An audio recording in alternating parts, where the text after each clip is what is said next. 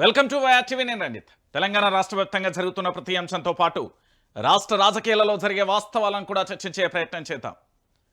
తెలంగాణ రాష్ట్ర వ్యాప్తంగా జరుగుతున్న పరిణామాలు, జరుగుతున్న సమస్యలు, వాటి యొక్క తీవ్రత ఏ స్థాయిలో ఉందో కూడా మీ అందరికీ తెలుసు. ప్రస్తుతానికి తెలంగాణ రాష్ట్ర రాజకీయాలలో మరొకసారి చర్చనీయాంశంగా మారబోతున్న మరో అంశాన్ని కూడా చూసే ప్రయత్నం అయితే చేద్దాం. మొత్తానికి నేటి నుంచి అసెంబ్లీ సమావేశాలు అయితే కొనసాగబోతున్నాయి. అసెంబ్లీ సమావేశాలకు సంబంధించి ఎలా ఉండబోతుంది, దానికి సంబంధించిన పరిణామాలను ఒకసారి అయితే చర్చిద్దాం. దాని తర్వాత పూర్తి స్థాయిలో సమస్యలను ఏమేం జరుగుతుంది తెలంగాణలో అనేది చూసే ప్రయత్నం అయితే చూద్దాం. మొత్తానికి ఇయాల్టి నుండి అసెంబ్లీ సమావేశాలు ఉదయం 10:30 ప్రారంభం కానున్నాయి. ఇక 5 రోజులు సభ జరిగే అవకాశం ఉంది. ఘోష్ కమిషన్ రిపోర్ట్పై చర్చించే ఛాన్స్, ఉభయ సభల నిర్వహణపై ముందస్తు భేటీ, ఇక వసతులు భద్రతా ఏర్పాట్లపై చర్చ అంటూ కూడా చూడొచ్చు. ఇక మొత్తానికి నేటి నుంచి అసెంబ్లీ సమావేశాలు ప్రారంభం కానున్న నేపథ్యంలో శాసన సభ స్పీకర్ ఘట్టం ప్రసాద్ కుమార్, శాసన మండలి చైర్మన్ గుత్తా సుఖేందర్ రెడ్డి ముందస్తు సమావేశం నిర్వహించారు. ఇక శాసనసభ భవనంలోని స్పీకర్ ఛాంబర్లో నిర్వహించిన ఈ సమావేశంలోని నిర్వహణ, వసతులు, భద్రతా ఏర్పాట్లపై రాష్ట్ర ప్రభుత్వం ఉన్నతాధికారులు, పోలీస్ శాఖ ఉన్నతాధికారులు కూడా చర్చించారు. ఈ సందర్భంగా స్పీకర్ ఘట్టం ప్రసాద్ కుమార్ మాట్లాడుతూ నేటి నుంచి తెలంగాణ రాష్ట్ర శాసనసభ, శాసన మండలి సమావేశాలు ప్రారంభమవుతున్నాయన్నారు. గత సమావేశాలు సజావుగా జరగడానికి సహకరించిన రాష్ట్ర ప్రభుత్వ అధికారులు, పోలీస్ శాఖ, శాసనసభ అధికారులు, సిబ్బంది అందరికీ కూడా ధన్యవాదాలు తెలిపిన పరిస్థితి అయితే కనబడుతుంది. ఇక మొత్తంగా కూడా ఇప్పుడు జరగబోయే శాసనసభకు సంబంధించిన సమావేశాలలో వాడివేడి చర్చలు ఉండే అవకాశాలు ఉంటాయి. ప్రధానంగా కూడా శాసనసభకు సంబంధించి, శాసన మండలికి సంబంధించి కూడా ఇక్కడ చర్చలు పూర్తి స్థాయిలో తెలంగాణ రాష్ట్ర వ్యాప్తంగా కూడా కాళేశ్వరం ప్రాజెక్టుకు సంబంధించిన విషయాలు, దాంతోపాటు ఎన్డీఎస్ఏకి సంబంధించిన రిపోర్ట్, ఇటు దాంతోపాటు కాళేశ్వరం పీసీ ఘోష్ కమిషన్కు సంబంధించిన ఎపిసోడ్మే ప్రధానంగా కూడా చర్చించే అవకాశాలు అయితే చాలా స్పష్టంగా కనబడుతున్నాయి. ఈ అవకాశాలన్నీ కూడా మనం చూడొచ్చు. ఈ అంశాలన్నింటినీ కూడా పొందుపరిచి పూర్తి స్థాయిలో చర్చించే అవకాశం ఉంటుందా? ఎందుకంటే రాష్ట్ర ముఖ్యమంత్రి యనుమల రేవంత్ రెడ్డి కామారెడ్డిలో చేసిన వ్యాఖ్యలు దానికి నిదర్శనంగా నిలవబోతున్నాయి. ఇంకో పక్కన పూర్తి స్థాయిలో కూడా సెక్రటరియట్కు నేరుగా కూడా హరీష్ రావు వచ్చి రాష్ట్రానికి సంబంధించిన సిఎస్ రామకృష్ణారావును కలిసి పూర్తి స్థాయిలో కూడా పీసీ ఘోష్ కమిషన్కు సంబంధించిన రిపోర్ట్ను అందించాలని వారు వినతి పత్రం ఇచ్చే ప్రయత్నం చేశారు. దానికి సంబంధించి ఇవ్వలేము అంటూ కూడా పూర్తి స్థాయిలో ప్రభుత్వం నుంచి కూడా సమాధానం వచ్చిన పరిస్థితి కనబడుతుంది. దాంతో పాటుగా పీసీ ఘోష్ కమిషన్ సంబంధించిన ఏవైతే 63 పేజీలు 60 పేజీలకు సంబంధించిన ఎపిసోడ్ను ప్రెస్ మీట్ పెట్టారో, ఆ ప్రెస్ మీట్కి సంబంధించి కాదు, 660 పేజీలకు సంబంధించిన ఆ పీసీ ఘోష్ కమిషన్ రిపోర్ట్ను బయట పెట్టాలంటూ ఇటు బీఆర్ఎస్ అయితే వాదిస్తున్న పరిస్థితి కనబడుతుంది. ఇది ప్రధానంగా కూడా శాసన మండలి, శాసనసభలో చర్చ జరగబోయే అవకాశం కూడా చాలా స్పష్టంగా కనబడుతుంది. ఇక దీనితో పాటుగా మరొక అంశం కూడా చర్చనీయాంశంగా మారబోతుంది. రాష్ట్రానికి సంబంధించి నిన్న మొన్నటి వరకు జరిగిన భారీ స్థాయిలో కూడా మనందరం చూసాం. రాష్ట్ర వ్యాప్తంగా కూడా ఎరువుల కోతకు సంబంధించిన ఎపిసోడ్ చూసాం. ఈ ఎరువుల కోతకు సంబంధించి ఎవరి వైఫల్యం చెందింది, కేంద్రానికి సంబంధించిన వాటా ఎంత ఇచ్చింది, రాష్ట్ర ప్రభుత్వానికి సంబంధించి ఏ మేరకు పోరాటం చేశారు, పార్లమెంట్ ఎంపీలుగా ఉన్న వాళ్ళు ఇక్కడ ప్రజాప్రతినిధులు ఎంతవరకు సహకరించారు, ప్రజలు ఎందుకు అవస్థలు పడే అవకాశం ఉంటుంది, యూరియాకు సంబంధించి ఇబ్బంది పడుతున్న ఎపిసోడ్ మీద కూడా చర్చ జరిగే అవకాశాలు ఉన్నాయి. ఇక దానితో పాటుగా ఇటు నిరుద్యోగులకు సంబంధించి ప్రధానమైన ఎపిసోడ్ కూడా ఆ చర్చ జరిగే అవకాశాలు అయితే చాలా స్పష్టంగా కనబడుతున్నాయి. ఇక ప్రధానంగా కూడా ఈ 3 అంశాలకు సంబంధించి మరి రాష్ట్రానికి సంబంధించిన అసెంబ్లీ దద్దరిల్లే అవకాశాలు కూడా కనబడుతున్నాయి. ఇటు మరోవైపుగా కూడా నిన్న బీఆర్ఎస్ పార్టీకి సంబంధించిన ఎమ్మెల్యేలు అందరూ కూడా నిన్న స్పీకర్ని కలిసే ప్రయత్నం అయితే చేశారు. దాంట్లో భాగంగా ప్రధానంగా కూడా మనం చూసొచ్చు, ఒక ప్రధానమైన అంశాన్ని కూడా తెర మీదకి తీసుకొచ్చిన పరిస్థితి అయితే కనబడుతుంది. అందులో ఒక ఏంటి అంటే పవర్ పాయింట్ ప్రజెంటేషన్కు సంబంధించి పూర్తి స్థాయిలో అవకాశం కల్పించాలంటూ కూడా వాళ్ళు అడిగే ప్రయత్నం అయితే చేశారు. ఎందుకంటే అసెంబ్లీలో స్పీకర్ ఘట్టం ప్రసాద్ కుమార్కు బీఆర్ఎస్ నేతలు కలిశారు. శనివారం మొదలు కానున్న అసెంబ్లీ సమావేశాలలో కాళేశ్వరం ప్రాజెక్టుపై పవర్ పాయింట్ ప్రజెంటేషన్ ఇచ్చేందుకు బీఆర్ఎస్ ఎల్పీకి అవకాశం ఇవ్వాలని స్పీకర్కు వినతి పత్రం అందజేశారు. ఇక బీఆర్ఎస్ ఎమ్మెల్యేలు కేపీ వివేకానంద, దేవిరెడ్డి సుధీర్ రెడ్డి, మాజీ MLC share Subhash Reddy, BRS LP కార్యాలయంలో కార్యదర్శి ఎం రమేష్ కుమార్ రెడ్డిలకు స్పీకర్ని కలిసి వినతి పత్రం అందజేశారు అంటూ కూడా ప్రధానమైన ఎపిసోడ్ చూడొచ్చు. మొత్తానికి ఈ ఎపిసోడ్లలో ప్రధానంగా కూడా తెలంగాణ రాష్ట్ర వ్యాప్తంగా కూడా చర్చనీయాంశంగా మారబోతుంది. ఎందుకంటే రాష్ట్ర రాజకీయాలకు సంబంధించి ఇప్పటివరకు పూర్తి స్థాయిలో అసెంబ్లీ సమావేశాల నేపథ్యంలో ఈ రోజు జరగబోయే అసెంబ్లీ సమావేశాలు ఉత్కంఠగా మారబోతున్నాయనే అంశానికి సంబంధించి తెర మీదకి వస్తున్న తరుణం అయితే కనబడుతుంది. మరి దీనికి సంబంధించి పవర్ పాయింట్ ప్రజెంటేషన్కి అవకాశం కల్పించే అవకాశం ఉంటుందా, లేకపోతే రాష్ట్ర ప్రభుత్వం ఎలాంటి నిర్ణయం తీసుకునే అవకాశాలు ఉంటుంది అనేది కూడా మనం వేచి చూడాల్సిన పరిస్థితి అయితే కనబడుతుంది. ఇందులో ప్రధానంగా 3 అంశాలు అయితే జోడించబడ్డాయి. పవర్ పాయింట్ ప్రజెంటేషన్ అనేది ప్రభుత్వం ఇస్తే గనక పీసీ ఘోష్ కమిషన్కు ఇచ్చిన రిపోర్ట్ ఆధారంగా ఇచ్చే అవకాశం ఉంటుంది. లేదా విపక్షం ఇస్తే మాత్రం ఆ కాళేశ్వరం ప్రాజెక్టులోని అన్ని బ్యారేజ్లు, రిజర్వాయర్లు, కాల్వలు, కెనాల్లు, పంప్ హౌస్లకు సంబంధించి భారీ స్థాయిలో కూడా ఎలా రూపొందించారు, దానికి సంబంధించి ఎక్కడెక్కడ వైఫల్యాలు చెందాయి, ఎక్కడెక్కడ ప్లస్గా మారిపోయాయి అనేది కూడా చూడొచ్చు. అంటే ఈ ప్రభుత్వానికి సంబంధించిన వైఫల్యాలు రిపేర్లు చేయకపోవడం వల్ల, మోటార్లు ఆన్ చేయకపోవడం వల్ల, ప్రజలకు సాగునీరు అందించకపోవడం వల్ల ఏర్పడిన పరిస్థితులను కూడా వివరించే అవకాశం అయితే చాలా స్పష్టంగా కనబడుతుంది. అయితే ఈ పవర్ పాయింట్ ప్రజెంటేషన్ ఇచ్చేందుకు ప్రభుత్వం అవకాశం కల్పిస్తుందా అంటే 100కు 100% ఉండే అవకాశం అయితే లేదు. ఎందుకంటే ఈ పవర్ పాయింట్ ప్రజెంటేషన్కి అవకాశం కనుక కల్పిస్తే ఒకవేళ పూర్తి స్థాయిలో కూడా ప్రభుత్వం డైలమాల పడే అవకాశం ఉంటుంది. ఎందుకంటే పవర్ పాయింట్ ప్రజెంటేషన్కి సంబంధించి ఇప్పటికే ఆ తెలంగాణ భవన్లో మాజీ మంత్రి తన్నీరు హరీష్ రావుకు సంబంధించి 2 సార్లు కూడా పవర్ పాయింట్ ప్రజెంటేషన్ ఇచ్చిన విషయాలు మనమైతే చూసాం. ఈ పవర్ పాయింట్ ప్రజెంటేషన్ గనక ప్రభుత్వం ఇవ్వదలుచుకుంటే మాత్రం ఇరకాటంలో పడే అవకాశం ఉంటుంది. లేదా అవకాశాన్ని కల్పించినా కూడా ప్రభుత్వం డైలమాల పడే అవకాశం ఉంటుంది. ఒకవేళ విపక్షానికి సంబంధించి అవకాశాన్ని కల్పిస్తే మాత్రం ప్రభుత్వం మాత్రం పూర్తి స్థాయిలో ప్రభుత్వం యొక్క చేతగానితనాన్ని, అసమర్థతను కూడా బీఆర్ఎస్ తెలిపి బయట పెట్టే అవకాశం అయితే చాలా స్పష్టంగా కనబడుతుంది. ఈ 2 అంశాలు కూడా ప్రధానంగా కూడా రాష్ట్ర వ్యాప్తంగా చర్చనీయాంశంగా మారే అవకాశం ఉంటుంది. సో ఒకవేళ ఏం జరుగుతుంది అనేది కూడా మనం వేచి చూడాల్సిన పరిస్థితి అయితే కనబడుతుంది. అయితే ఈ అంశానికి సంబంధించి ఇటు బీఆర్ఎస్ పార్టీకి సంబంధించిన ఎమ్మెల్యేలు పూర్తి స్థాయిలో కూడా నేను ప్రెస్ మీట్ పెట్టిన పరిస్థితి కనబడుతుంది.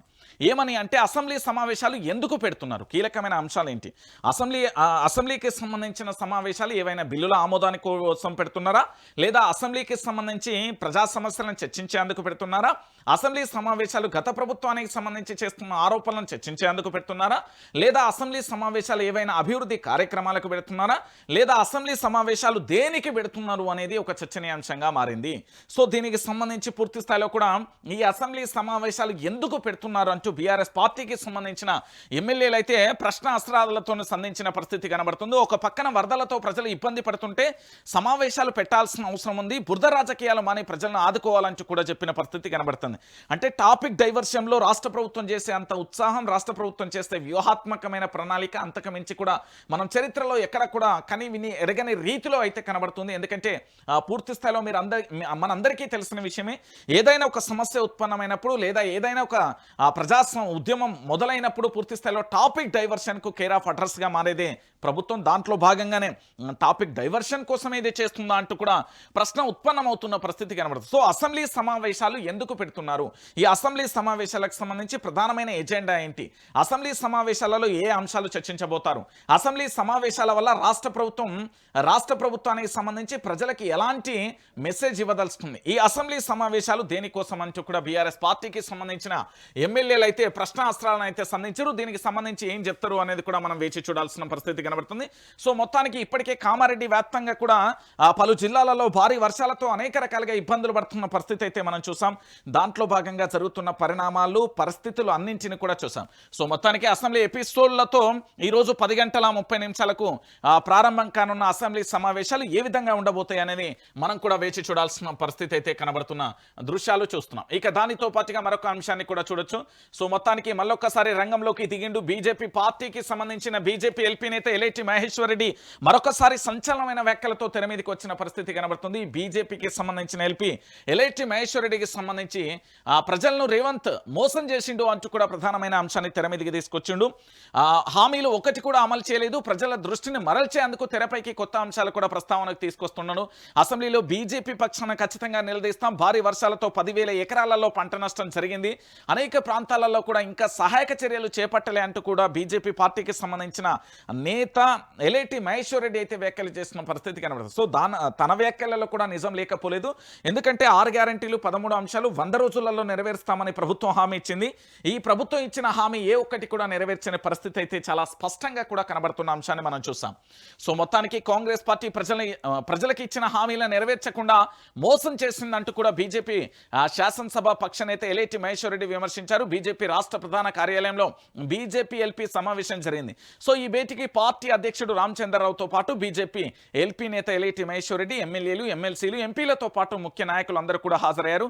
అసెంబ్లీలో అనుసరించాల్సిన వ్యూహంపై చర్చించారు. కాళేశ్వరం కమిషన్, బీసీ రిజర్వేషన్లను, వర్షాలు, స్థానిక ఎన్నికలు తదితర అంశాలపై అసెంబ్లీలో తమ స్టాండ్ గట్టిగా వినిపించాలని కూడా నిర్ణయం తీసుకున్నారు. అసెంబ్లీ సమావేశాలు ప్రారంభమవుతున్న నేపథ్యంలో పార్టీ పరంగా ఎలాంటి వైఖరితో ముందుకు వెళ్లాలనే దానిపై ప్రధానంగా కూడా భేటీ జరిగే అవకాశం కనబడుతుంది. అనంతరం మీడియాతో ఎలేటి మహేశ్వర్ రెడ్డి మాట్లాడుతూ రాష్ట్రంలో 420 తప్పుడు హామీలతో 6 గ్యారెంటీలను రేవంత్ సర్కార్ అమలు చేయలేదని అన్నారు. అసెంబ్లీ సాక్షిగా రేవంత్ చేసిన ప్రకటనలు పూర్తిగా విస్మరించారని వ్యాఖ్యానించారు.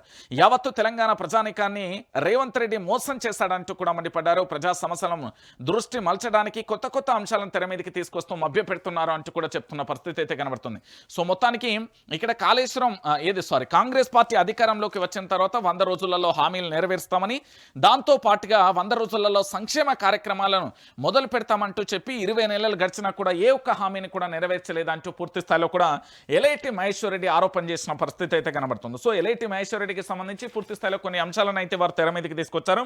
ఎలేటి మహేశ్వర్ రెడ్డికి సంబంధించి ప్రధానంగా కూడా రాష్ట్ర వ్యాప్తంగా కూడా ప్రభుత్వం ఏర్పడినప్పటి నుండి ముఖ్యమంత్రి మార్పు విషయంలో గట్టి స్టాండ్గా మాట్లాడింది ఎలేటి మహేశ్వర్ రెడ్డి. దాంతోపాటు ప్రజా సమస్యల విషయంలో భారతీయ జనతా పార్టీ నుంచి బీజేపీ ఎల్పీ నేతగా చాలా స్పష్టంగా కూడా అనేక అంశాలను కాంట్రాక్టర్ల విషయంలోనైతేనే, దాంతోపాటుగా ఇక్కడ ఏదైతే ప్రాజెక్టుల విషయం అయితేనే, సంక్షేమ పథకాలు అయితేనే, 6 గ్యారంటీల విషయంలోనైతేనే పూర్తి స్థాయిలో ప్రభుత్వాన్ని తూర్పారబట్టడంలో పూర్తి స్థాయిలో ఎలేటి మహేశ్వర్ రెడ్డికి సంబంధించి ఒక గట్టి స్టాండ్ గొంతుకనైతే వినిపించిండు. సో పూర్తిగా ఎలేటి మహేశ్వర్ రెడ్డి చేస్తున్న ఆరోపణలు అయితే 100కు 100% నిజం. ఎందుకంటే ప్రభుత్వానికి సంబంధించి 20 నెలలుగా అధికారంలోకి వచ్చినప్పటి నుంచి 6 గ్యారంటీలు, 13 అంశాలు, 420 హామీలు ఏవైతే ఉన్నాయో వేటిని కూడా నెరవేర్చకుండా పోయిన పరిస్థితి అయితే కనబడుతుంది. సో మొత్తానికి బీజేపీ స్టాండ్ అసెంబ్లీలో రచ్చరచ్చగా మారబోతుందా, కేవలం తెర మీదకి మాత్రమే రచ్చ అంటూ ఆ తెర లోపల మాత్రం మనమంతా ఒకటే అనే నినాదం వినిపించబోతుందా అనేది కూడా మనం వేచి చూడాలి. ఎందుకంటే ఇప్పటికే ప్రజలలో ఒక క్లారిటీ అయితే ఉంది. భారతీయ జనతా పార్టీ, కాంగ్రెస్ పార్టీ 2 తోడు దొంగలు, వీళ్ళు దోస్తనం చేస్తున్నారు. బయటికి మాత్రమే కొత్త రకమైన తెర ముందుకు, అంటే చర్చ కొత్త రకంగా తెర మీదకి తీసుకొస్తున్నారు అనే అంశానికి సంబంధించి ఆ చర్చ అయితే కొనసాగుతుంది. దీనికి సంబంధించి కూడా మనం వేచి చూడాల్సిన పరిస్థితి కనబడుతుంది. అయితే రాష్ట్ర ప్రజలందరికీ కూడా ఒక అనుమానం ఉంది. రాష్ట్రానికి సంబంధించిన మన ప్రజలందరికీ కూడా ఒక క్లారిటీ కావాలి. రాష్ట్ర ప్రజలకు సంబంధించి ఒక విషయాన్ని క్లారిటీగా చెప్పాలి. మన తెలంగాణ ప్రాంతంలో ఉన్న ప్రతి ఒక్క వ్యక్తికి కూడా ఒక నిజం తెలవాలి. ఈ తెలంగాణలో జరుగుతున్న పరిపాలన విషయంలో, ఈ కాంగ్రెస్ ప్రభుత్వం చేస్తున్న ఆరోపణల విషయంలో, ఈ కాంగ్రెస్ ప్రభుత్వం మొదలుపెట్టిన ఒక రకమైన కొత్త రకమైన చర్చ ఈరోజు తెలంగాణ ప్రాంత ప్రజలందరికీ కూడా తెలవాల్సిన ఆవశ్యకత ఎంతైనా ఉంది. నేను ఎందుకు ఈ మాట చెప్తున్నానంటే, ఇది మన తెలంగాణ దాదాపుగా 14 సంవత్సరాల పాటు నిరంతరాయంగా పోరాటం చేసి తెచ్చుకున్న తెలంగాణ, 1200 మంది విద్యార్థులు అమరులై సాధించుకున్న తెలంగాణ, 1969లో ఉద్యమం చేసిన తెలంగాణ. ఇలాంటి తెలంగాణలో పూర్తి స్థాయిలో కూడా జరుగుతున్న పరిస్థితులందరికీ కూడా యావత్తు తెలంగాణ ప్రాంత ప్రజలందరికీ కూడా తెలవాల్సిన ఆవశ్యకత ఎంతైనా ఉంది. సో ఈ ఎపిసోడ్లో మనం ఒక 2 విషయాలను గట్టిగా లోతుగా చర్చిద్దాం. మీ అందరికీ తెలుసు, కాళేశ్వరం ఈ పేరు వినగానే ఈ తెలంగాణలో కొంతమంది దొంగ మేధావులు ఉన్నారు. వాళ్ళ లిస్ట్ కూడా నా దగ్గర ఉన్నది. జర ఏమనుకోనంటే వాళ్ళ పేర్లు కూడా చదివే ప్రయత్నం కూడా చేస్తా. దాదాపుగా మొత్తం 73 మంది ఈ కాళేశ్వరం ప్రాజెక్టు మీద బురద జల్లడానికి ప్రయత్నం చేశాం. ఆ 73 మందిలో అందరూ కూడా తెలంగాణ ప్రజలందరికీ నోటికి వెల్ నోటెడ్ పేర్లే, అందరికీ తెలిసిన పేర్లే, బాగా మనం ప్రతి సందర్భంలో కూడా ఏదైనా సందర్భం వచ్చినప్పుడు మనం మాట్లాడుకునే పేర్లే. ఆ 74 మంది కలిసి కాళేశ్వరం 1,00,000 కోట్ల అవినీతి జరిగిందనే ఆరోపణలు చేశారు. నిజానికి 1,00,000 కోట్ల అవినీతి కాదు, కేవలం 84,000 కోట్ల రూపాయలు మాత్రమే కాళేశ్వరం ప్రాజెక్టుకైనా అదనపు ఖర్చులు కూడా యాడ్ చేసినా కూడా 1,00,000 కోట్లు మాత్రం ప్రాజెక్టుకు పెట్టుబడులే కాలేదు అంటూ కూడా ప్రధానంగా గత ప్రభుత్వం బీఆర్ఎస్ పార్టీ వాదిస్తున్నది, నిజాలను బయటపెట్టింది. 2 సార్లు పవర్ పాయింట్ ప్రజెంటేషన్ ఇచ్చింది. మేడిగడ్డలో ఏవో ఒక 2 పిల్లర్లు కుంగినందుకే ఇంత రాద్ధాంతం చేస్తున్నారు కదా, ఆ మేడిగడ్డలో కుంగిన ఆ 2 పిల్లర్ల సంగతి ఏంటి? అతి భారీ శబ్దం వచ్చింది అంటూ కూడా ఆ మేడిగడ్డకు సంబంధించిన పూర్తి స్థాయిలో అక్కడ ఉండే అధికారే, ఆ ఇంజనీరే కంప్లైంట్ చేసిండు కదా, దాంట్లో కుట్రకోణాలు ఉన్నాయంటూ ఆర్ఎస్ ప్రవీణ్ కుమార్ కూడా సంచలనమైన వ్యాఖ్యలు చేశారు. మరి ఆ విషయాన్ని తెలంగాణ ప్రాంత ప్రజలకు ఎందుకు చెప్పలేకపోయిల్లు? ఆ విషయంలో ఎందుకు విచారణ చేయలేకపోయారు? ఆ విషయంలో ఎందుకు తెలంగాణ ప్రాంత ప్రజలకు ఒక స్పష్టమైన క్లారిటీ ప్రభుత్వం ఇవ్వలేకపోయింది? 1,00,000 కోట్ల స్కామ్ అంటూ అబద్ధాలు చెప్పే ప్రభుత్వం, 1,00,000 కోట్ల స్కామ్ అంటూ కాంగ్రెస్ నేతలు చెప్పే అబద్ధాల పూరితమైన వాదనలు తెలంగాణ ప్రాంత ప్రజలు గ్రహించారు. అందరికీ తెలిసిపోయింది. దొంగలెవరో, దొరలేరో, వాస్తవాలేంటో, అబద్ధాలేంటో, నిజాలేంటో కూడా ప్రజలందరికీ కూడా తెలిసిపోయింది. సో ఈ కాళేశ్వరం విషయంలో ఒకసారి మనం చూడొచ్చు. కాళేశ్వరం కమిషన్ వెనుక కుట్ర మిషన్ ఉందా? ఎస్, ప్రధానంగా కూడా 6 అంశాలైతే తెర మీదకి వచ్చినాయి. ఈ కాళేశ్వరం కమిషన్ వెనుక కుట్రదారులు, సూత్రధారులు, పాత్రదారులు లిఖితపూర్వకంగా ఉన్నారనే ఒక చర్చ అయితే వాడివేడిగా కొనసాగుతుంది. ఏం లేదండి, మన తెలంగాణను ఎట్లనైనా బదనాం చేయాలి, గత ప్రభుత్వాన్ని ఎట్లనైనా కట్టడి చేయాలి. గత ప్రభుత్వం అంటే బీఆర్ఎస్ ప్రభుత్వాన్ని ఎట్లనైనా కట్టడి చేయాలి. వాళ్ళ దూకుడుకు, వాళ్ళ వేగానికి తట్టుకోవడం కాంగ్రెస్ పార్టీ తరమైతే లేదు. రెండు జాతీయ పార్టీలను బెంబేలెత్తిచ్చిండు కేసీఆర్. 2018వ సంవత్సరంలో బహుశా మీ అందరికీ తెలుసు, మహాకూటమి పేరుతోని ఇక్కడి తెలంగాణ ప్రాంత ప్రజల మీద మరొకసారి ఆంధ్ర పెత్తందారి వ్యవస్థ చేసిన కుట్ర కావచ్చు. దానితో పాటుగా ఫామ్ హౌస్ ఎమ్మెల్యేల కొనుగోలుకు సంబంధించిన ఎపిసోడ్లో ఈ తెలంగాణ రాష్ట్రంలో ఉన్న చాలామందికి సంబంధించి అంటే ఎంత దారుణంగా అంటే ఎమ్మెల్యేలను అంగట్లో గుర్రల్లా, బర్లలా, సరుకుల్లా కొనే ప్రయత్నం చేస్తే కేసీఆర్ కట్టడి చేసిన పరిస్థితి. సో వీటన్నింటికి సంబంధించి జరుగుతున్న ఎపిసోడ్ మనం చూస్తాం. సో దీంట్లో భాగంగా అయితే ఈ కాళేశ్వరం మీద కమిషన్ ఏదైతే ఉందో, గోస్ కమిషన్ రిపోర్ట్ అయితే ఉంది కదా, దీంట్లో కుట్ర తాగింది అని కొన్ని అనుమానాలు వ్యక్తమవుతున్నాయి. సో అనుమానాలను మనం ప్రజల ముందు పెడదాం. కాళేశ్వరంపై వరుసగా జరుగుతున్న పరిణామాలు అనేక అనుమానాలకు తావిస్తుంది. తెలంగాణకు వరప్రధానిగా ఉన్న ఈ ప్రాజెక్టు తొలగించేందుకు కుట్రలు చేస్తున్నారన్న ప్రచారం జరుగుతుంది. కాళేశ్వరం లేకుండా చేసి గోదావరి నీళ్లను ఏపీ బనకచెర్ల ప్రాజెక్టుకు, దాంతోపాటు తమిళనాడు కోసం గోదావరి కావేరి అనుసంధానం తెర మీదికి తీసుకొచ్చారన్న చర్చ గట్టిగా నడుస్తుంది. రాజకీయ లబ్ధి కోసం తెలంగాణను పావుగా వాడుకున్నారన్న అభిప్రాయాలు కూడా వ్యక్తమవుతున్నాయి. దీంట్లో భాగంగానే చంద్రబాబుకు అత్యంత సన్నిహితుడు ఆదిత్యనాథ్ దాస్ తెలంగాణ సలహాదారు నియామకం కావడం, పీసీ ఘోష్ కమిషన్ ఏర్పాటు చేస్తానన్న ప్రచారం కూడా గట్టిగా జరుగుతున్న అంశానికి సంబంధించి మనం చూసాం. సో నారా చంద్రబాబు నాయుడు గారి సారథ్యంలో వారి యొక్క అత్యంత ఆప్తుడు, సన్నిహితుడు ఆదిత్యనాథ్ దాస్కు సంబంధించి తెలంగాణ సలహాదారుడిగా ఎట్లా నియమించారనేది మొట్టమొదటి ప్రశ్న ఇక్కడ వినబడుతుంది. ఇక యాదృచ్ఛికం ఏంటంటే దీంట్లో ఒకసారి చూడండి, ఈ సూత్రధారులు ఎవరు, పాత్రధారులు ఎవరు? మేడిగడ్డ ఘటన యాదృచ్ఛికమా, కుట్రనా? పిఎస్ కుంగుబాటు నుంచి కమిషన్ రిపోర్ట్ దాకా ప్రత్యేక అసెంబ్లీ సమావేశాలు, తదుపరి చర్యలు, అడుగడుగునా కాళేశ్వరాన్ని నిర్విరామం చేసే ప్లాన్. కోడ్ అమల్లోకి వచ్చిన తర్వాత మేడిగడ్డ కుంగుబాటు, రాష్ట్ర ప్రభుత్వం కోరకుండానే హడావిడిగా ఎన్డీఎస్ఏ రాక, అసెంబ్లీ ఎంపీ ఎన్నికల ముందు ఎన్డీఎస్ఏ రిపోర్ట్, ఇరిగేషన్ శాఖ సలహాదారుగా ఆదిత్యనాథ్ దాస్ నియామకం. గతంలో చంద్రబాబు సర్కార్లో ఇరిగేషన్ సెక్రటరీగా పనిచేసి కాళేశ్వరం, పాలమూరు, రంగారెడ్డి ప్రాజెక్టులను వ్యతిరేకించిన దాస్ తర్వాత కాళేశ్వరంపై ఇష్యూపై పీసీ ఘోష్ కమిషన్ ఏర్పాటు, ఘోష్లను పలుమార్లు సీక్రెట్గా కలిసిన బాబు షాడో దాస్, వన్ సైడ్గా justice PC Ghosh commission final నివేదిక. మరోవైపు అనూహ్యంగా తెరమీదికి వచ్చిన బనకచెర్ల ప్రాజెక్టు, ఆగిపోయిన ఇచ్చంపల్లి ప్రతిపాదనలు మళ్లీ తెరమీదికి, మేడిగడ్డ కుంగుబాటు, ఎన్డీఎస్ఏ కమిషన్, ఇటు రిపోర్ట్లు అంతా చంద్రబాబు, మోడీ కనిసన్నలలో జరిగేనా?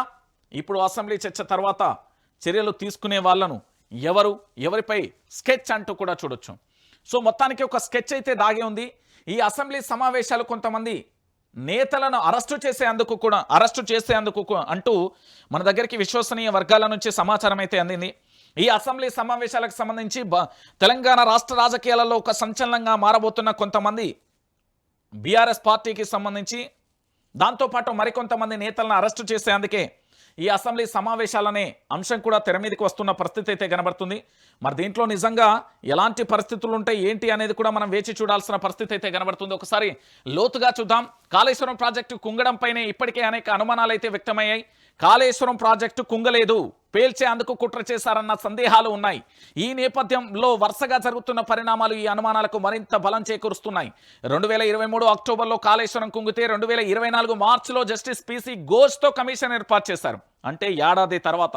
అదే సమయంలో అంటే 2024 జూన్ 4న ఆంధ్రప్రదేశ్లో ఎన్నికల ఫలితాలు కూడా వచ్చాయి. అక్కడ చంద్రబాబు కూటమి అధికారంలోకి వచ్చింది. ఇదే సమయంలో జూన్ 7 నా తెలంగాణ ఇరిగేషన్ సలహాదారుగా ఆదిత్యనాథ్ దాస్ను రేవంత్ రెడ్డి నియమించారు. ఈ ఆదిత్యనాథ్ దాస్కు సంబంధించి 1999 నుంచి 2003 వరకు చంద్రబాబు సీఎంగా ఉన్నప్పుడు జలయజ్ఞం ఇన్ఛార్జిగా పనిచేశారు. రాష్ట్రం విడిపోయిన తర్వాత 2014లో చంద్రబాబుతో మళ్ళీ సీఎంగా ఉన్నప్పుడు ఆంధ్రప్రదేశ్ ఇరిగేషన్ స్పెషల్ చీఫ్ సెక్రటరీగా కూడా ఈయన వ్యవహరించిన పరిస్థితి అయితే కనబడుతుంది.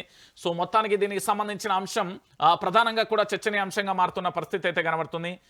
ఈయనకు సంబంధించి అంటే ఈ కాళేశ్వరం ప్రాజెక్టుకు సంబంధించి ఆ సమయంలో కాళేశ్వరంతో సహా కృష్ణా గోదావరి బేసిన్లో తెలంగాణ నీళ్ల వాటాను వ్యతిరేకంగా కూడా ఆదిత్యనాథ్ దాస్ ఆంధ్రప్రదేశ్ తరపున అడ్డుకున్నారు అనే అంశం కూడా తెలంగాణ ప్రాంత ప్రజలందరూ కూడా తెలుసుకోవాల్సిన అవసరం ఉంది. ఈ ఆదిత్యనాథ్ దాస్కు సంబంధించి తెలంగాణను మొదటి నుండి కూడా బద్ద వ్యతిరేకి బద్ద శత్రువుగా చూస్తున్న అంశం కూడా చూడొచ్చు.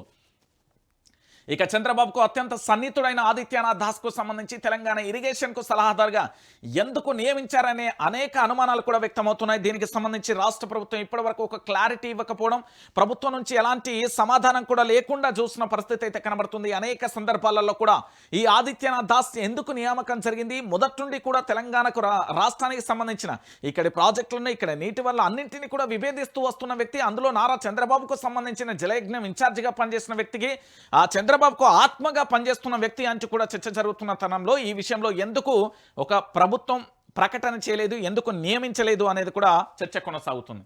అయితే తెలంగాణ నీటి వాటాలను అడ్డం పడిన వ్యక్తిని ఇరిగేషన్ మినిస్టర్గా ఉన్న ఉత్తమ్ కుమార్ రెడ్డికి తెలియకుండా ఎందుకు నియమించారు? పాపం ఉత్తమ్ కుమార్ రెడ్డి తెలంగాణ రాష్ట్ర రాజకీయాలలోనే కాదు మొదటి నుండి కూడా చూడొచ్చు ఆయనకు సంబంధించి ఎంత సాఫ్ట్గా వెళ్తారో, ఆయన శాఖలో ఆయనకు తెలియకుండా అనేక రకాలుగా కూడా నియామకాలు జరుగుతున్నాయనేది జోరుగా చర్చ జరుగుతుంది. ఆ నియామకాలకు సంబంధించి ఇప్పటి వరకు కూడా ఒక క్లారిటీ లేకుండా పోయింది అనే అంశానికి సంబంధించి వాళ్ళ శాఖలో కూడా కొంచెం గడబిడ ఉన్న పరిస్థితి కనబడుతుంది. ఇక ఆంధ్రప్రదేశ్లో చంద్రబాబు గెలిచినట్లుగా 2024 జూన్ 4న తేలిపోయింది. ఇక 3 రోజుల వ్యవధిలోనే జూన్ 7న ఆదిత్యనాథ్ దాస్ తెలంగాణ ఇరిగేషన్ బాధ్యతలు ఎందుకు ఇచ్చారు? చంద్రబాబు ఎలాగో సీఎం అవుతాడు, నీటి రంగంలో ఏపీపై పూర్తి అవగాహన ఉన్న ఆదిత్యనాథ్ దాస్ అక్కడే ఆంధ్రప్రదేశ్ ఇరిగేషన్ సలహాదారుగా నియమించుకోవచ్చు. కానీ అలా జరగలేదు. చంద్రబాబు మనిషి తెలంగాణకు, అది కూడా నీటిపారుదల సలహాదారుగా వచ్చారు. తెలంగాణ నీళ్లను ఆంధ్రప్రదేశ్ తమిళనాడుకు అప్పగించేందుకు ముందు నుంచే పన్నాగం పండినట్టుగా కూడా పన్నాగంలో భాగంగానే, అంటే వాళ్ళ యొక్క వ్యూహంలో భాగంగానే ఇదంతా జరిగిందన్న ఆరోపణలు వినబడుతున్నాయి. దీనికోసమే ముందుగానే ఆదిత్యనాథ్ను తెలంగాణకు పంపడం, అటు గోస్తో కమిషన్ ఏర్పాటు చేయడం, ఆ కమిషన్ పేరుతో బీఆర్ఎస్ పార్టీని బదనాం చేసి కాళేశ్వరం ప్రాజెక్టును నిర్విరామం చేయాలనే కుట్ర జరిగిందన్న ఆరోపణలు వినబడుతున్నాయి. దీంట్లో భాగంగానే ఆదిత్యనాథ్ దాస్కు సంబంధించి చాలాసార్లు కోల్కతాకు వెళ్లి జస్టిస్ ఘోష్ కమిషన్ కలిశారన్న ప్రచారం జరుగుతుంది. ఆంధ్రప్రదేశ్లో చంద్రబాబుకు తమిళనాడు ఎన్నికలలో బీజేపీకి లబ్ధి చేకూర్చడం కోసం గోదావరి కావేరి అనుసంధానానికి సంబంధించి తెర మీదకి తీసుకొచ్చారు. ఇదంతా జరగాలంటే కాళేశ్వరం ఫెయిల్యూర్గా చిత్రీకరించాలని కుట్రలు జరిగాయన్న ఆరోపణలు కూడా ఉన్నాయి. ఇప్పుడు అన్నారం సుందిల్ల కూడా పనికిరాదని పదే పదే చెప్పడం ఇందులో భాగమే అంటున్నారు. అయితే కాళేశ్వరం అడ్డు తొలగితే బనకచెర్ల గోదావరి కావేరి అనుసంధానం చేసుకోవచ్చనే ప్లాన్లో భాగంగా ఇదంతా జరుగుతుందన్న ప్రచారం జరుగుతుంది. దీనికోసమే రేవంత్ చంద్రబాబు వెనుక మోడీ ప్రమేయం ఉన్నట్లుగా కూడా తెలుస్తుంది. అందుకే రేవంత్కు మోడీ, అమిత్ షా తరచుగా కూడా అపాయింట్మెంట్ ఇస్తున్నారన్న ఆరోపణలు కూడా వినబడుతున్నాయి. సో మొత్తానికి మన రాష్ట్ర ముఖ్యమంత్రి యనుమల రేవంత్ రెడ్డి గారి సారథ్యంలో ఆదిత్యనాథ్ దాస్కు సంబంధించి చంద్రబాబు నాయుడు ఆ శిష్యుడిగా జస్టిస్ ఘోష్ కమిషన్ కలిచారా లేదా ప్రభుత్వానికి సంబంధించి ప్రకటన చేయాలి అని, ఏ తేదీలలో ఎక్కడెక్కడ కలిసారు అనే అంశానికి సంబంధించి ప్రభుత్వం ఒక స్పష్టంగా కూడా తెలియజేయకపోతే తెలంగాణ ప్రాంత ప్రజలందరికీ కూడా అభద్రతా భావంలో ఉంటారు. ఎందుకంటే ఇక్కడ ఒక క్లారిటీ అంశానికి కూడా చెప్పాల్సిన అవసరం ఎంతకైనా ఉంది. సో పూర్తి స్థాయిలో కూడా ఇక్కడ జరుగుతున్న అంశానికి సంబంధించి ఈ ఘోష్ కమిషన్ వెనుక కుట్రదారులు, పాత్రదారులు అందరూ కూడా ఉన్నారు అనే ఎపిసోడ్ కూడా కనబడుతున్నది. సో ఇక్కడ మీరు అందరూ కూడా ఆలోచించాల్సిన అంశం ఏంటంటే, ఈరోజు తెలంగాణ రాష్ట్ర వ్యాప్తంగా చాలా వరకు కూడా చాలామంది కూడా మనం ఆలోచిస్తున్న తీరైతే చూస్తున్నాం. సో మొత్తానికి ఇక్కడ ఈయన ఆధ్వర్యంలోనే, ఈ దొర ఆధ్వర్యంలో మొత్తం కర్త, కర్మ, క్రియ మొత్తం ఈసారే ఎవరు? నారా చంద్రబాబు నాయుడు గారు. ఇక ఈయనకు సహకారం పాపం రేవంత్ రెడ్డికి ఏం తెలియదు. నిజంగా చెప్పాలంటే ఆయన తెర మీద పెట్టి బొమ్మల లెక్క మనం బొమ్మల ఆట ఆడిస్తారు చూడు, అట్లా ఆయన తెర మీద పెట్టినాడు. అసలు ఈ ఆదిత్యనాథ్ దాస్ ఎందుకు తెర మీదకి వచ్చిండో అనే అంశం. సో వీళ్ళిద్దరు కలిసి మొత్తానికి తెలంగాణ రాష్ట్రాన్ని ఎడారీ చేస్తున్నారు. దీంట్లో బందీగా రేవంత్ రెడ్డి ఉన్నాడు అని చెప్పడంలో ఎలాంటి డౌట్ లేదు. ఎందుకంటే ఇప్పటి వరకు చూడండి, కావేరి తమిళనాడుకు సంబంధించి ఎందుకో అనుసంధానం చేస్తున్నారు గోదావరికి సంబంధించి కావేరి. ఒకటి కాళేశ్వరం ప్రాజెక్టు అన్నారం సుందిళ్లను వేస్ట్గా చూపించే ప్రయత్నం ఎందుకు జరుగుతున్నది? ఈ వేస్ట్గా చూపించడానికి బలమైన కారణాలేంటి? నా తెలంగాణ రాష్ట్రానికి సంబంధించి సాగునీరు, తాగునీరు విషయంలో ఈ తెలంగాణలో ఉండే 4 కోట్ల మంది ప్రజలకు కూడా తెలుసు కదా. ఈ 4 కోట్ల మంది ప్రజలకు కూడా మండు టెండర్లలో కూడా గలగల గోదావరి పారుతూ మన కాళ్ళ చెంతకు ఏ విధంగా వచ్చింది, చెరువులన్నీ మత్తలు ఏ విధంగా దూకినాయి, 24 గంటల కరెంట్ ఏ విధంగా వచ్చింది, కేసీఆర్ పరిపాలనలో ఎలా ఉన్నాయి అనేది ప్రాజెక్టుల విషయం అందరికీ తెలిసిన విషయమే కదా. మన తెలంగాణ రాష్ట్రాన్ని ఎడారిగా మార్చేందుకు బనకచెర్ల ప్రాజెక్టు ఈయనతో, తమిళనాడులో ఎట్లయినా ఓట్ల లబ్ధి కోసం ఈయనే, తన పదవి కాపాడుకోవడం కోసం ఈ పెద్ద మనిషి, ఈ ముగ్గురు కలిసి తెలంగాణ రాష్ట్రాన్ని కుక్కలు జంపిన ఇస్తారాకు చేస్తున్నారు. దాంట్లో ఎలాంటి డౌట్ లేదనేది ప్రజలందరూ కూడా చెప్తున్న విషయమే. నేను ఇప్పుడు ఈ విషయాన్ని చెప్పడానికి ప్రధానమైన కారణం ఏంటంటే ఈరోజు అసెంబ్లీ సమావేశాలు జరుగుతాయి. ఈ అసెంబ్లీ సమావేశాలలో పూర్తి స్థాయిలో కూడా పీసీ ఘోష్ కమిషనే రిపోర్ట్ ఇచ్చింది. ఎన్డీఎస్ఏకు సంబంధించి రమ్మని తెలంగాణ రాష్ట్రానికి స్వాగతం చెప్పింది ఎవరు? లేఖ రాసింది ఎవరే? ఎన్డీఎస్ఏకు సంబంధించి లేఖ రాసింది ఎవరు? ఇలాంటి లేఖలు రాసింది ఎవరు? కిషన్ రెడ్డి కాదా? కిషన్ రెడ్డి ఎన్డీఎస్ఏకు సంబంధించి లేఖ ఎందుకు రాసిండు? మేడిగడ్డకు సంబంధించి 2 పిల్లర్లు గొంగితే ఆ పిల్లలకు సంబంధించి ఇప్పటి వరకు ఎందుకు చర్చ జరగలేదు? ఆ పిల్లల విషయంలో బాంబు సౌండ్ వచ్చింది అంటూ అక్కడ ఇంజనీర్కు, అంటే ఏదైతే ఆ ప్రాజెక్టుకు సంబంధించి నిర్వాహకుడు ఉన్నాడో ఆడ చీఫ్ ఇంజనీర్ కంప్లైంట్ చేసింది కదా భారీ శబ్దం వచ్చిందని. దానికి సంబంధించిన వాదనేది, దానికి సంబంధించిన రిపోర్ట్ ఏది, దానికి సంబంధించి ఎవిడెన్స్ ఏవి? దాని గురించి లేదు. అన్నారం సుందీలా వేస్ట్ అని మళ్ళీ తెర మీదకి ఎందుకు వస్తున్నది? కాళేశ్వరం ప్రాజెక్టును పడాబెట్టి ఈ బనకచెర్ల ఇచ్చంపల్లి తెర మీదకి ఎట్లొచ్చింది? తమిళనాడు ఓట్ల రాజకీయాల కోసం ప్రధాని నరేంద్ర మోడీ, తన సీఎం సీటును కాపాడుకోవడానికి రేవంత్ రెడ్డి, తెలంగాణను ఎట్లనైనా ఎడారి మార్చడానికి 2 కళ్ళ సిద్ధాంతమైన మేధావైన నారా చంద్రబాబు నాయుడు.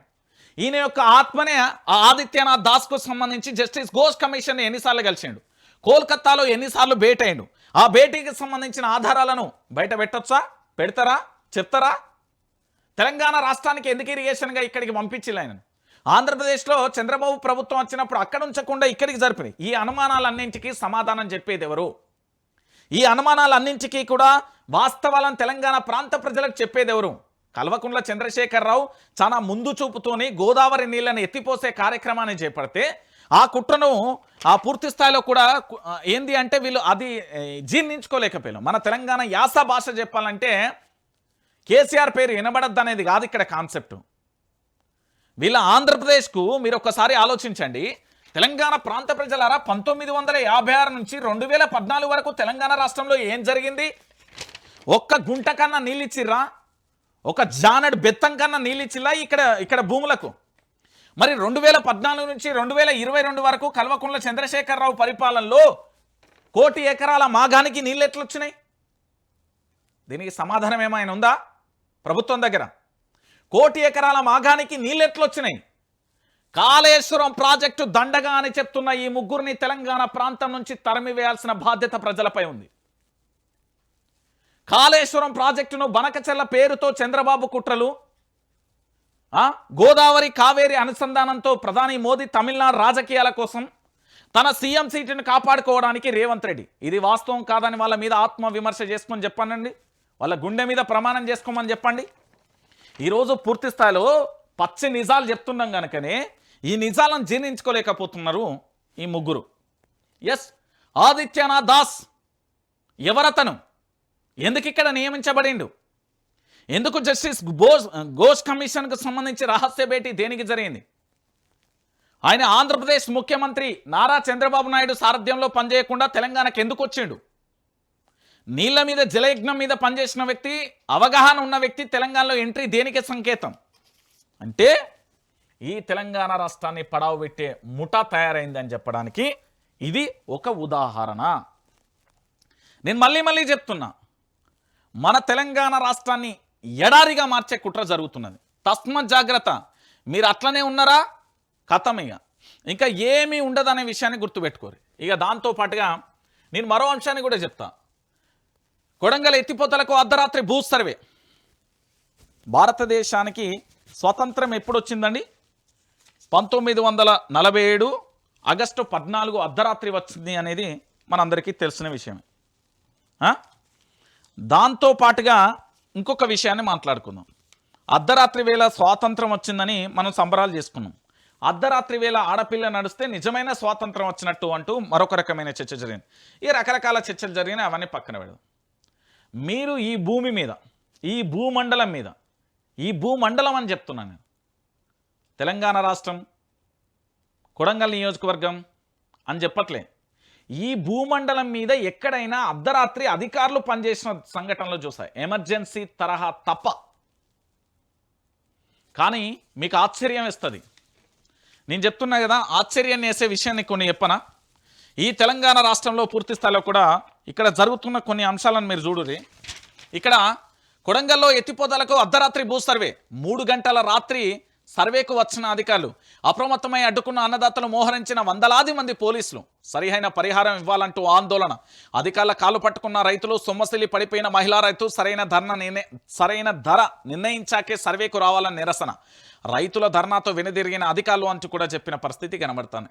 ఏమయ్యా అధికారులు, నాకు ఒక క్లారిటీ ఇవ్వండి. మీకు పొద్దంతా 10 గంటల నుంచి మీకు 5 గంటల దాకా ఉద్యోగం ఇస్తేనే అక్కడక్కడ లంచాలతోని ఏసీబీ అధికారులకు రోజుకో చోట దొరుకుతారు, కొంతమందిని ఉద్దేశించింది. ఇక అధికారులకు సంబంధించి వాళ్ళ పెండింగ్ ఫైళ్ళు బహుశా ఇంత ఎత్తుంటాయి కావచ్చు, నా ఎత్తుంటాయి. ఏ శాఖకైనా వెళ్దాం, ఎక్కడికైనా వెళ్దాం, ఆ ఫైళ్ళను క్లియర్ చేయడానికే వాళ్ళకు పని దొరకదు. లేదా నేనే ఉన్నా ఒక ఇన్కమ్ సర్టిఫికేటో, క్యాస్ట్ సర్టిఫికేటో, లేకపోతే ఇంకా వేరే ఏదైనా ఒక అప్లికేషన్ ఇట్లా ఎంఆర్ఓ ఆఫీసుల్లో, ఆర్డీఓ ఆఫీసుల్లో అయితే నెలల తరబడి తిరగాలి. అలాంటి అర్ధరాత్రి వేళ ఎవరు పంపించారు మిమ్మల్ని? అసలు మీరు అర్ధరాత్రి వేళ డ్యూటీ చేయమనే హక్కు మీకు ఎక్కడిది? అంతగానం కొడంగల్ నియోజకవర్గంలో అర్ధరాత్రి ఏం జరుగుతుంది? ఏం జరుగుతుంది? దీనికి ఏమైనా సమాధానం ఉందా? చూడురి, కొడంగల్ నారాయణపేట ఎత్తిపోతల పథకం కోసం అర్ధరాత్రి వేళ అధికారులు భూ సర్వే చేపట్టారు. శుక్రవారం రాత్రి 3 గంటల ప్రాంతంలో కానుకుర్తిలో సర్వే చేసేందుకు అధికారులు చేరుకున్నారు. దీంతో భూములు కోల్పోతున్న రైతులు అధికారులను అడ్డుకున్నారు. సరైన పరిహారం ప్రకటించిన తర్వాతే సర్వే చేపట్టాలంటూ కూడా డిమాండ్ చేశారు. అయితే అధికారులను రైతులు అడ్డుకున్నారని తెలిసి వందలాది మంది పోలీసులు వచ్చారు. వారవ్వా, మా పోలీసు అన్నలకు మొన్న ఏదో సంఘటన జరిగితే ఫోన్ చేస్తే సినిమా అంతా అయిపోయినాక వచ్చారు రీసెంట్గానే. దీంతో అక్కడ ఉద్రిక్త పరిస్థితులు నెలకొన్నాయి. ప్రభుత్వానికి వ్యతిరేకంగా రైతులు నినాదాలు చేశారు, రోడ్డుపై బైఠాయించి ఆందోళన చేపట్టారు. ప్రాజెక్టుకు మేము వ్యతిరేకం కాదని, న్యాయపరమైన పరిహారం చెల్లిస్తే భూములు ఇవ్వడానికి అభ్యంతరం లేదని చెప్తున్నారు. అయితే నేను ముఖ్యమంత్రిని ఏమంటలేను, ముఖ్యమంత్రి నియోజకవర్గాన్ని ఏమంటలేను, కానీ ఒక ప్రశ్న అయితే ముఖ్యమంత్రికి వేస్తున్నాం. మా ముఖ్యమంత్రికి ఉదాహరణకు ఒక ఎకరం ఉన్నదండి, బయట మార్కెట్లో ఇది ₹1 కోటి పోతుంది.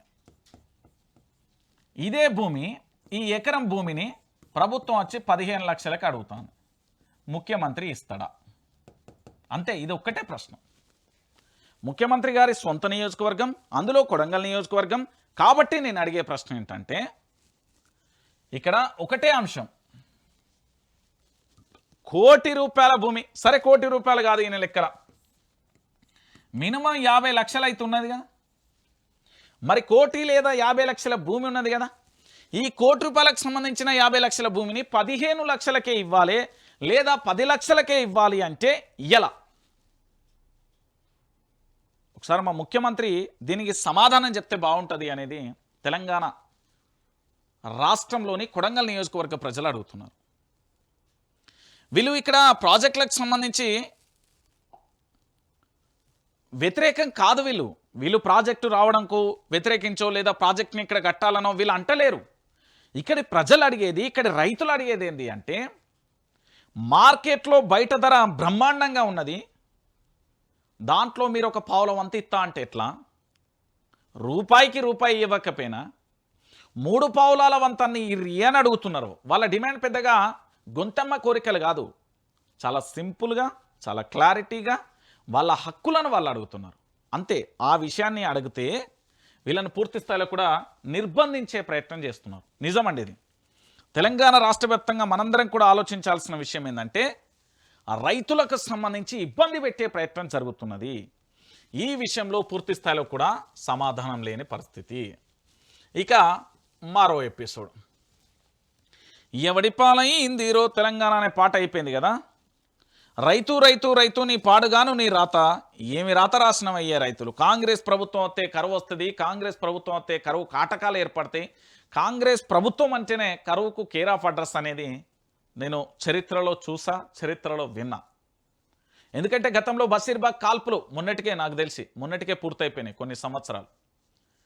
దాంతోపాటుగా బషీర్బాగ్ కాల్పులు కేవలం విద్యుత్ కోసం అనేక సందర్భాలు, అనేక రోజులు, అనేక రకాలుగా ఉద్యమాలకు శ్రీకారం చుట్టిల్లు రైతులు. ఈరోజు కేసీఆర్ ప్రభుత్వం బ్రహ్మాండం అని చెప్పడంలో ఎలాంటి డౌటు లేదండి. కల్వకుంట్ల చంద్రశేఖరరావు గారి సారథ్యంలో నిజానికి రియల్గా కేసీఆర్కు సెల్యూట్. రైతాంగానికి మొత్తం తెలంగాణలో ఉన్న 80 లక్షల మంది రైతులకు వాళ్ళ కాలుకు ముళ్ళు కూడా కూర్చొనియలే అసలు చెప్తున్నా కదా, కాలుకు ముళ్ళు కూడా కూర్చొనియలే. అంత అద్భుతంగా చూసిండు కంటి రెప్పతో.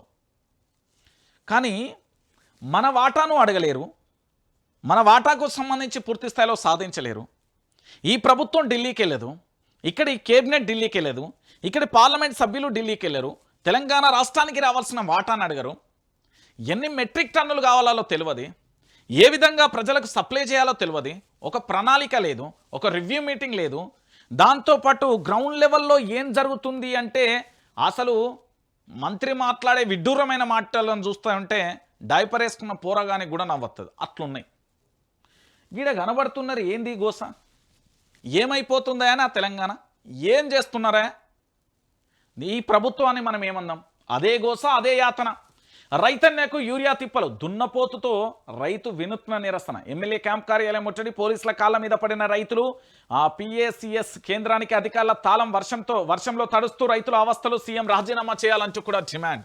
మీకు ఇది రణరంగం కనవల్లే కదా, ఏ కుదోత ఇగో ఇక్కడ ఒక్కసారి చూడు.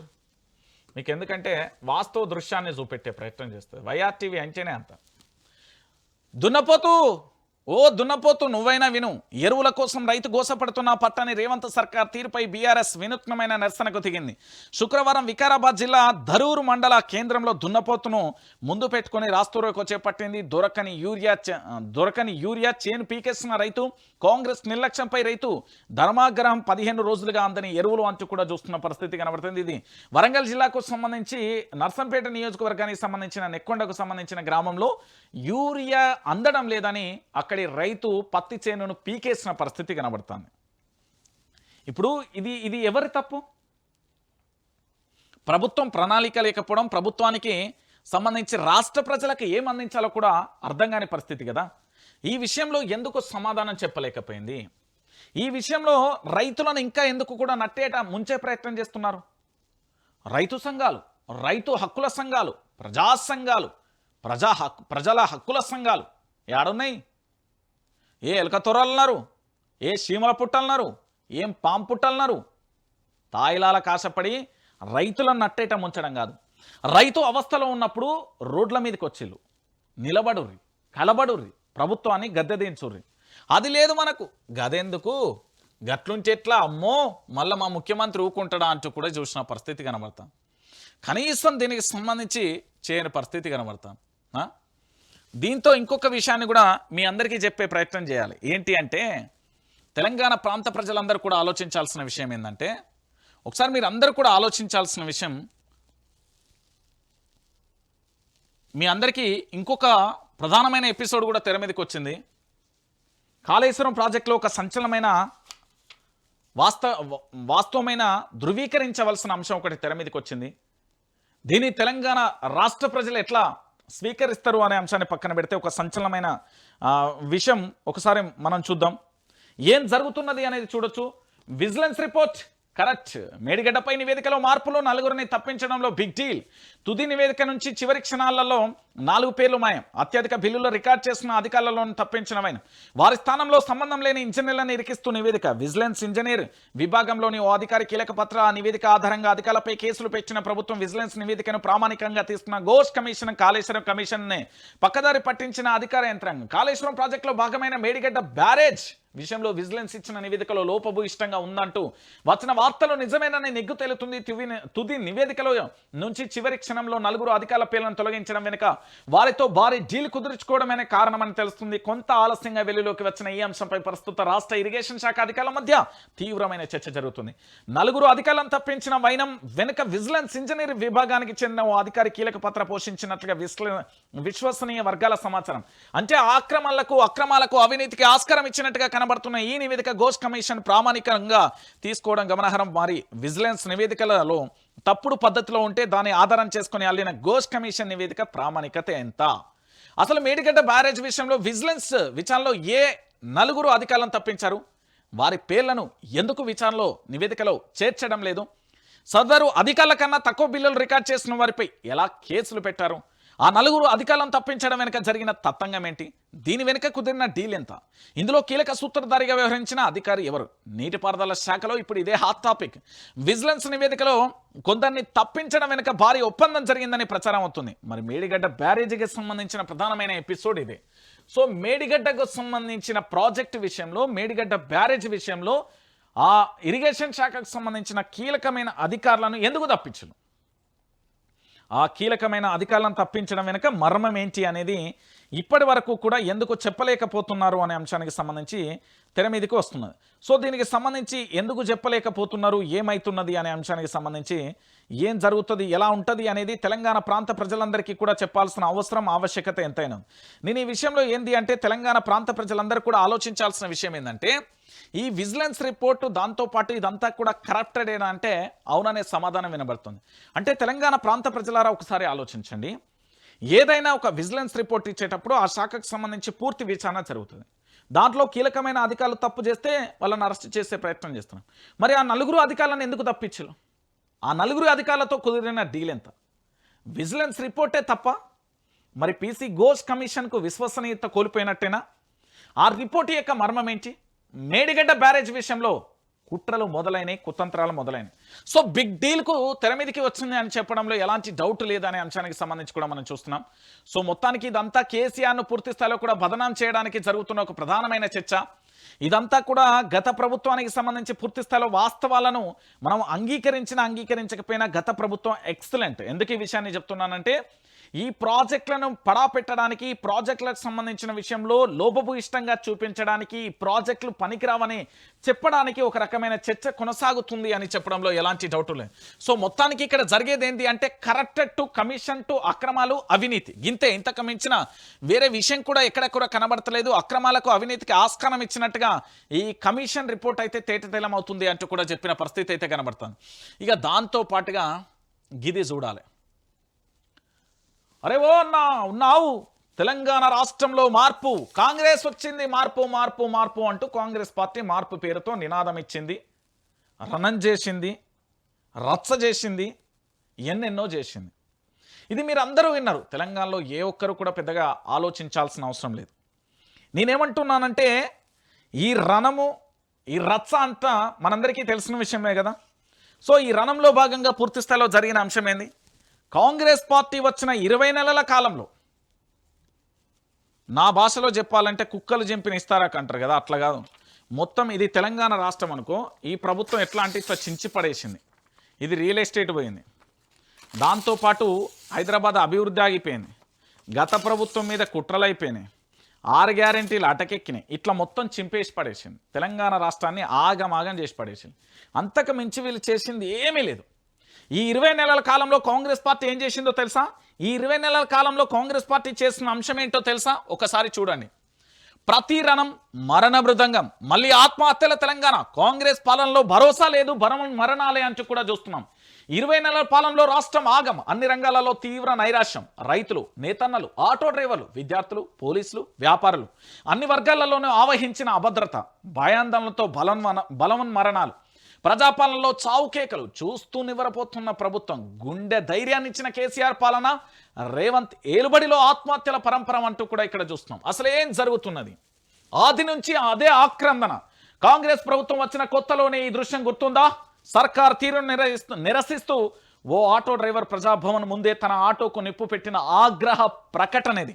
ఇది పూర్తి స్థాయిలో కాంగ్రెస్ పార్టీ అధికారంలోకి వచ్చిన తొలి నాళ్లలో ప్రజాభవన్ ముందు జరిగిన ఒక యథార్థమైన సంఘటన. ఆర్టీసీ ఫ్రీ, మహిళలకు ఉచిత బస్సు కారణంగా కూడా మేము ఆటోలు నడపలేకపోతున్నామంటూ నిరసన వ్యక్తం చేసిన మొదటి దృశ్యం. రెండో దృశ్యం ఏందో తెలుసా? అన్నదాత ఆక్రోశం. కాంగ్రెస్ పాలనలో కొడంగల్ రైతు కన్నీరు పెట్టని రోజుందా? బలవంతపు భూసేకరణ నిరసిస్తూ శుక్రవారం కానుగుర్తి వద్ద చేపట్టిన ఆందోళనలో పురుగుల మందు డబ్బాతో ఓ రైతు. మీ అందరికీ గుర్తుంది కదా. కొడంగల్ నియోజకవర్గంలో లగచల్ల ఘటన గుర్తుంది కదా, నారాయణపేట ఘటన గుర్తుంది కదా, కానుగుర్తి గుర్తుంది కదా. సో రైతన్న కూడా ఆగ్రహం, ఆవేశం కట్టలు తెంచుకున్న పరిస్థితి కనబడుతుంది. రైతు నుంచి నేతన్నల దాకా, ఆటో వాళ్ళ నుంచి బిల్డర్ల దాకా, పోలీసులకు లేని భరోసా, గురుకులాలలో మృత్యుఘోష, పెరిగిన నేరాలు ఘోరాలు, అడ్డుకట్ట వేయని సర్కార్. ఒకసారి చూద్దాం ఈ రాష్ట్రంలో 20 నెలల కాలంలో జరిగిన కొన్ని యథార్థమైన అంశాలను మనం చూసే ప్రయత్నం అయితే చేద్దాం. ప్రధానంగా కూడా ఉరిపోసుకుంటున్న రైతులు అంటూ కూడా చూడొచ్చు. సో మొత్తానికి 600 రోజులలో 717 మంది రైతులు బలవన్మరణం చెందారు. కాంగ్రెస్ ప్రభుత్వం వచ్చాక సాగు సంక్షేమంలో పడింది. అప్పుల పాలై రోజుకో రైతు ఆత్మహత్య చేసుకుంటుండు. కేవలం 600 రోజులలో 713 మంది చనిపోయారు. ఉరితాళ్లను పెనవేసుకుంటున్న నేతలు. రాష్ట్ర వ్యాప్తంగా 45 మంది బలవన్మరణం. బతుకమ్మ చీరలు, ఇతర ఆర్డర్లను సర్కార్ నిలిపివేసింది. దిక్కుతోచని స్థితులలో నేతన్నలు చావు చెంతకు చేరారు అంటూ కూడా చూస్తున్న పరిస్థితి కనబడుతుంది. రైతన్నలేమో 600 రోజులలో దాదాపుగా 713 మంది బలవన్మరణం చెందితే ఉరితాలు పెనవేసుకుంటున్న నేతలు అంటే దాదాపుగా రాష్ట్ర వ్యాప్తంగా కూడా నా నేతన్నలు 45 మంది మరణించారు. ఇక ఆటో డ్రైవర్ల బతుకులైతే ఆగమాగం, ఎడారిలో తుఫానులా అయిపోయింది వాళ్ళ జీవితాలు. పాపం 20 నెలల్లో 155 మంది బలవన్మరణం. ఉచిత బస్సుతో రోడ్డున పడిన ఆటో డ్రైవర్లకు సర్కార్ భరోసా లేదు. దాంతో ఆత్మహత్యలే దిక్కయ్యాయి. ఇక ఆటో డ్రైవర్ల జీవితం ఎట్లా అంటే గిరిగిరి కానీ, ఫైనాన్స్ కానీ చాలా రకాలుగా అనేక రకాలుగా ఇబ్బంది పడ్డ గోస పరిస్థితులను మనం చూస్తాం. ఇక రక్షక భటులకు భరోసా కరువు. 25 మంది పోలీసుల ఆత్మహత్య. పోలీసులకు భద్రత కరువైంది. హోంగార్డుల నుంచి అధికారుల దాకా బలవంతపు ప్రాణాలు కోకొల్లలుగా తీసుకుంటున్న సంఘటనలు మనం కళ్ళ ముందు కనబడుతున్నాయి. ఇక మాజీ సర్పంచ్లకు సంబంధించి వాళ్ళ ఇంట్లో ఉన్న బంగారాన్ని కుదోబెట్టి, భూములను తాకట్టు పెట్టి 10 రూపాయల ఇంట్రెస్ట్లకు తెచ్చి గ్రామాన్ని ఏదో అభివృద్ధి చేయాలనే ఆలోచనతోని వాళ్ళు ముందడుగు వేస్తే మాజీ సర్పంచ్లకు సంబంధించి బలవన్మరణం. ఇప్పటివరకు 8 మంది ఆత్మహత్య. పల్లె కోసం పనిచేసిన వారి సర్కారు బిల్లులు చెల్లించలేదు. వారిని ఆర్థిక కష్టాలలోకి నెట్టి చావు ముంగట కూడా నిలిపివేసింది సర్కార్. దీనికి సంబంధించి ఏమైనా సమాధానం ఉందా? లేని పరిస్థితి. ఇక గురుకులాలలో మృత్యుఘోష. 107 మంది బలవన్మరణం, 63 మంది బాలికలు, 44 మంది బాలురు. గురుకులాలలో విషాహారం నిత్యకృత్యమైంది. విద్యార్థుల ఆత్మహత్యలపై నేటికి సర్కారు నుంచి చర్యలు. అంటే నేటి బాలలే రేపటి భావి భారత పౌరులు. ఇంటి నుండి బయలుదేరేటప్పుడు అమ్మా నేను కలెక్టర్ అవుతా, అమ్మా నేను లాయర్ అవుతా, అమ్మా నేను పైలట్ అవుతా, అమ్మా నేను రకరకాల హోదాలో పనిచేస్తా అని, ప్రభుత్వానికి ప్రజలకు మధ్య వారధిగా పనిచేసే శాఖలలో ఉద్యోగాలు తెస్తా అని చిన్నారుల ఆశలు, వాళ్ళ తల్లిదండ్రుల ఆశలను పునాదులు చేసి సమాధులు చేసింది ఈ ప్రభుత్వం అని చెప్పడంలో ఎలాంటి డౌటు లేదు. ఎందుకంటే దాదాపుగా 63 మంది బాలికలు, 44 మంది బాలలు చనిపోయాలంటే ఇంత దుర్మార్గమైన పాలన ఇంకొకటి ఉండదు. కుప్పగొలుతున్న రియల్ ఎస్టేట్కు సంబంధించి బయటికి చెప్పలేక, కక్కలేక మింగలేక ఆఖరికి వాళ్ళు ఏ విధంగా మారుతున్నారో కూడా మనం చూస్తున్న పరిస్థితి కనబడుతుంది. ఇప్పటి వరకు 2 ఆత్మహత్య చేసుకున్నారు. హైడ్రాతో రియాలిటీ రంగం కుప్పగొలింది. ఇక దిక్కుతోచని స్థితిలో 2 బిల్డర్లు ఆత్మహత్య చేసుకున్న పరిస్థితులు కూడా మనకు కనబడుతున్నాయి. సో మొత్తానికి తెలంగాణ ఏమైపోయింది? బలవన్మరణాలకు కేర్ ఆఫ్ అడ్రస్ గా మారిపోయింది. తెలంగాణ ఏమైపోయింది? ఆగమాగమైపోయింది. తెలంగాణ ఎటు పయనిస్తుంది? బ్రతుకు చిత్రం ముగిస్తుంది. బ్రతుకు ఛాయల మీద, ఆశల మీద నీళ్లు జల్లుతున్నది. ఆలోచన విధానంలో అడగంటిపోతున్నది. సో తెలంగాణ రాష్ట్ర వ్యాప్తంగా ఎట్లున్నది అని చెప్పడానికి ఇది ఒక నిదర్శనం. ఇక దీనితో పాటుగా ఇంకొక ప్రధానమైన ఎపిసోడ్ కూడా మనం చూడాల్సిన అంశాన్ని కూడా చూద్దాం. సో మొత్తానికి తెలంగాణ రాష్ట్ర వ్యాప్తంగా జరుగుతున్న అన్ని అంశాలలో కూడా ప్రధానమైన అంశం ఫామ్ హౌస్లో వ్యూహరచన. కేసీఆర్తో హరీష్ రావు భేటీ. అసెంబ్లీలో కాళేశ్వరం నివేదిక నేపథ్యంలో సమావేశం ఎలా ఎదుర్కోవాలనే విషయంపై గులాబీ బాస్ దిశా నిర్దేశం. ఇది మీ అందరికీ తెలిసిందే. కృష్ణార్జునులు ఎవరు? ఇటు కేటీఆర్, హరీష్ రావు. పూర్తి స్థాయిలో కేసీఆర్ సారథ్యంలోనే వీళ్ళిద్దరు పనిచేస్తారు. కవిత కూడా.